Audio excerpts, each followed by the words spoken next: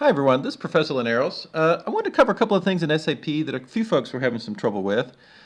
Specifically, this number 7 in terms of navigation. I want to make sure we get some of this clear before we proceed on to on to the next stage.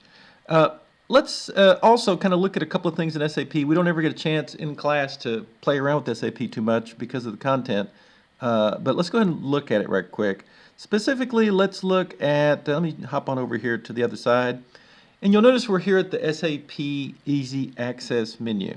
Okay, the Easy Access menu tends to be the beginning point for most of your SAP exercises. And what we do is we start from here to have a common reference point. It's just easier to start from a common reference point. So if you go, let's see, back here, let's go ahead and start here with number 7. I want to point out a couple of different things here. First of all, you can navigate a couple of different ways in SAP. Let's navigate using the instructions for now, which in this case, to go to the chart of accounts. It's information systems, and then here we're going to accounting. You can see here where I'm opening up accounting, financial accounting, general ledger, and then chart of accounts. Okay, let's go to the chart of accounts right quick. One of the things that I had you do here is put in the wildcard in SAP, which is asterisk. So we hit asterisk and we hit enter. And one of the things you'll notice right away is it's going to error out. Okay, this is one of the reasons that it's important in SAP that you get into the habit of any cell that you're in. You'll notice the little white, I guess I call it a drop down, additional fields thing. Go ahead and click on that, because that's going to it's going to give you an opportunity to see a lot more. Okay, one of the things you're going to get into trouble with is you'll start putting characters into fields and it will reject it. Anywhere that you have the ability to do a drop down, it's much better to select from a drop down than it is to try to type in what it is you need. The system in many cases has what you need to use, and you just need to select it from a drop down. So here on this GL account, we'll go ahead and put asterisk and hit enter. And you will notice now we get the chart of accounts. Okay, one of the things I want you to note, and you know, some of y'all were unlucky in that I purposely, at random, jostled some people's chart of accounts. I didn't do every single person's, but a lot of them I jostled because I want us to have this discussion of CHAC. How do you change the chart of accounts? Because what's going to happen is when you're trying to do that exercise, number 7, that we were looking at a minute ago over here, when you're trying to do this exercise, if you have the chart of accounts messed up, it won't work. In other words, you'll come over here, and what you need here is chart of accounts North America. CABE is chart of accounts Belgium. Okay, and you need to know that these systems can be loaded with lots of different accounts from all over the place. This happens to be one that is more suitable to Belgium. What you need to do when you have something like that is, once again, select from the drop down and then come down here to chart of accounts. When you come down to chart of accounts, once again, resist the temptation to want to type something in. Go ahead and use the drop down, the multiple selection, and then come down here to CA, chart of accounts North America. When you come to chart of accounts North America and double click, now you're in that chart of accounts. Now, when you hit the asterisk to see all entries, lo and behold, you will be able to find your individual ones that you're looking for.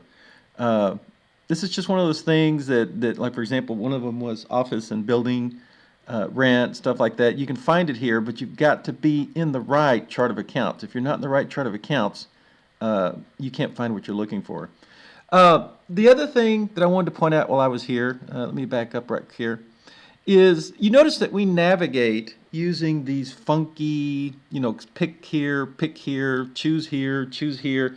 We were doing, remember, information system, accounting, financial accounting, general ledger, chart of accounts. It's okay to navigate this way. I do want to make you aware of the fact, though, that there's other ways to navigate. One of the things you'll discover, any screen you're on in SAP, if you hit System and Status, it will give you an enormous amount of information that's helpful. Notice that we are working with an Oracle database, and you'll notice this is the release, so it has the release. We don't have to worry about release because it's being streamed through NetWeaver. You notice that the database is being hosted out of Glasgow down here, and this is this SAP owner, whatever. Notice our operating system is Linux, and it even has the machine type that's running. This is all, I guess, interesting. You have your FS number here, the English language and stuff. One of the things I do want to point you to of interest, though, is transaction code. Notice the transaction code here, F.10, F10. That's an important thing you might like want to jot down as you are in screens where you need to fast nav back. If you know the transaction code, you don't have to go through the menu steps. So for example, if I'm here, you can put F10 into the screen and it'll automatically take you, fast navigate you to where you want to go. Now where you get confused is you look here and you go, well, where do I put F.10? I'm confused, where's the window, whatever. That's where you come over here to this triangle, open command line, you hit that and hit F.10 and hit enter, and lo and behold, here you are, fast navved back to where you want to go. I've got this here because of a reaction thing. Hang on. This is what happens when you virtualize instead of work with it. Yeah, see, so here we are, fast nav. Notice that we went immediately from SAP easy menu, easy access to exactly where we want to be. This is handy. It can give you the ability to navigate anywhere you are in SAP at any time. If you, hang on a second, put it back here. If you are on the screen, anytime you're there and you say, man, I really would like to remember exactly where this was, hit System Status, and it'll tell you here on the transaction code. And it's just another way to navigate that's kind of interesting. The only other thing I would add is when you are in any of these screens, I'll say it again because it will save you a lot of trouble whether you're working at a company or you're working on this exercise here. Don't try to type in what it is you think it wants here. Go ahead and hit the drop down, and when you hit the drop down, it'll give you more information, better screens to pick from. If nothing else, you'll notice here as you navigate through this, there's quite a bit of different ways to look at account number. Notice here on the right hand subtly how there's more tabs left and right. So a clue that might help you when you're doing your SAP stuff is a lot of times the way I've set this up, you notice here we're on the farthest right tab, right? Usually most of the SAP exercises you're working with will be starting from the left tab, from the very first tab. What tends to happen is what you would tend to see in software, that the tabs that are used the most are the left ones, the first, second, third, whatever. And the ones that get to the right, as you go further to the right, are more and more, I guess, exotic, things that you're doing that are a little bit weird, like alternative account number. Not everybody's going to have alternative account numbers. So if that trick helps you, that's good. Let's see, notice pretty much every single field in SAP has a drop, and that's very handy when you have the drop down. Let's kill out of here, and I want to just show you a little bit of the just quick digisphere here that we're working with. We're going to be working almost primarily in accounting and information systems, but without a doubt, I mean, SAP is a much larger world than that. I mean, you've got all sorts of logistics stuff. Here you'll notice you get the ability to monitor production and the production process and materials management. It's an enormous constellation of different things you can do. We tend to focus on the ones that I think will give you the best leg up in terms of working in an accounting environment. But needless to say, one of the things I'm pushing for is I want to try to have in the department more exposure to these other modules. That is all I had. I just want to make sure that you were clear on how to change and switch the chart of accounts.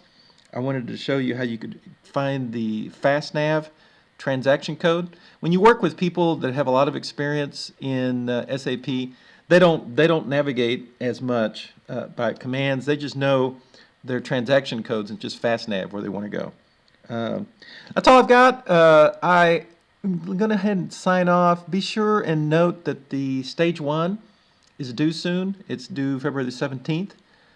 So be sure and get your stage 1. Once stage 1 is turned in, we're going to kind of take off and go a lot faster. But I'm just trying to get everybody kind of settled and everybody kind of down to where they can navigate well before we proceed with stages 2 through the remaining stages. I believe we have 5 stages this semester. That's all I have. Have a great weekend.